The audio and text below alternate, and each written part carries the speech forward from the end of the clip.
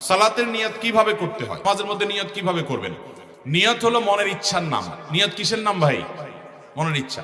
আপনার মনের ভিতরে যদি এটি থাকে যে আমি এখন দাঁড়ানোর সময় আপনি হাত বাঁধবেন আল্লাহু আকবার বলে, এখন আপনার মাথায় আছে যে আপনি ফজর নামাজ পড়বেন, তাহলে আপনার নিয়ত আছে, যথেষ্ট। ফজরের কি সুন্নত পড়তেছেন না ফরজ পড়তেছেন আপনি সেটাও জানেন, বাস, তাহলে আপনার নিয়ত আছে। নিয়ত হলো ইচ্ছার নাম, বাস।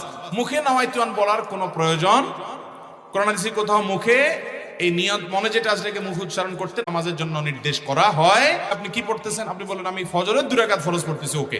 জোহরের সময় আপনি হাত দিয়ে নামাজ পড়তেছেন, কি নামাজ পড়তেছেন?